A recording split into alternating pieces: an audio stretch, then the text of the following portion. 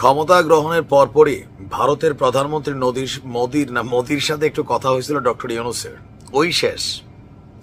এরপর থেকে বাংলাদেশ ইস্যুতে ভারতের গণমাধ্যম যে পরিমাণ মিথ্যাচার অপপ্রচার করেছে, ইভেন তাদের দেশের পুরানা ভিডিও টিডিও ছড়াইয়া এই দেশে সংখ্যালঘু নির্যাতন ইস্যুটাকে ইন্টারন্যাশনালি ভাইব্রেট করেছে। এটা কিন্তু বাস্তব। এমনকি বিষয়টা এমন এক পর্যায়ে গেছে যে আগামী 25শে মার্চ মার্কিন পার্লামেন্টে কংগ্রেসে বাংলাদেশের বিরুদ্ধে এক ধরনের শুনানি হতে যাচ্ছে।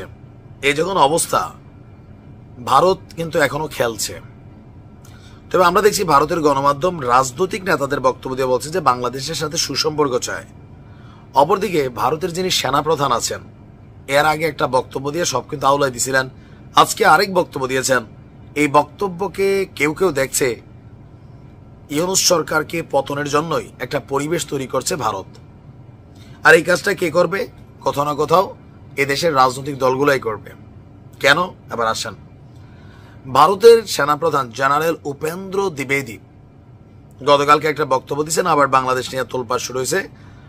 বাংলাদেশের সাথে এই যে একটা দুর্বিষহ বা ধরেন একটা খারাপ সম্পর্ক চলছে, এইটার অবনতি কবে ঘটবে? ভারতীয় সেনাপ্রধানের বক্তব্য, বাংলাদেশে যদি সরকার বদলালেই দিল্লির সাথে ঢাকার সম্পর্কের পরিবর্তন আসতে পারে। প্রশ্ন হচ্ছে, তিনি কি রাজনীতিবিদ বা তিনি কি ভারতকে চালান? আর দুই দেশের দ্বিপাক্ষিক সম্পর্ক নিয়ে তার কি কথা বলার কোনো অধিকার আছে?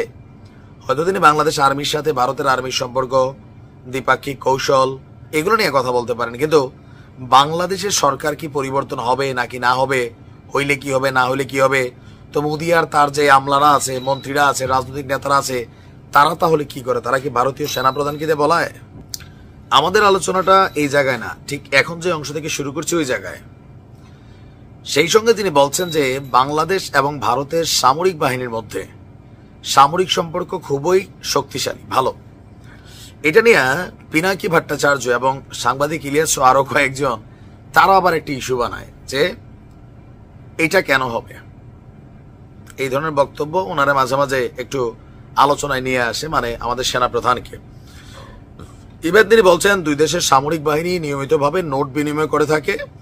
আর দিল্লিতে ইন্ডিয়া টুডে কনক্লেভ নামক এক অনুষ্ঠানে তিনি এ মন্তব্য করেছেন। ইভেন পাকিস্তান ও চীনের মধ্যে যে সম্পর্ক, কেমিস্ট্রি হচ্ছে, এটা নিয়ে দিয়েছেন আরেক বিস্ফোরক বক্তব্য। তার বক্তব্য, চীন এবং পাকিস্তানের মধ্যে উচ্চমাত্রার যোগসাজশ আছে এবং এটা তাদেরকে মেনে নিতে হবে। এমনকি তার বক্তব্য যে আগামী দিনে চীন পাকিস্তান একজোট হইয়া ভারতের বিরুদ্ধে যুদ্ধ করবে, আর সেই রকম প্রস্তুতি নাকি চীন এবং পাকিস্তান নিচ্ছেন। আর এই জন্য তিনি দেশের জনগণকে পাশাপাশি সবকিছুকে সতর্ক করেছেন। তার বক্তব্য, বাংলাদেশ ইস্যু নিয়েও যে পাকিস্তানের সাথে বাংলাদেশের যে ঘনিষ্ঠ সম্পর্ক, এটা উদ্বেগজনক। সন্ত্রাসবাদের কেন্দ্রস্থলে একটি দেশ রয়েছে, সেই দেশের সঙ্গে আমাদের প্রতিবেশী যে কোনো দেশের গভীর সম্পর্কের ব্যাপারে আমরা উদ্বিগ্ন। আমার চিন্তিত হওয়া উচিত, কারণ সন্ত্রাসবাদের পথটি সেই দেশ থেকেও ব্যবহার করা হতে পারে, এটি আমার প্রধান উদ্বেগ। মানে তার বক্তব্য যে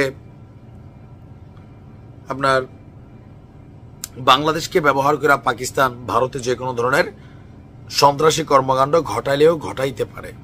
আর সেই জন্য বর্তমান যে পরিস্থিতি, এটার পরিবর্তন হবে শুধুমাত্র যদি ডক্টর ইউনূসের সরকার, এই সরকার বিদায় হয়, রাজনৈতিক সরকার আসে, তাহলে ভারত এবং বাংলাদেশের সম্পর্ক ভালো হবে। আপনি কি মনে করেন, যে আদৌ হবে নাকি হবে না?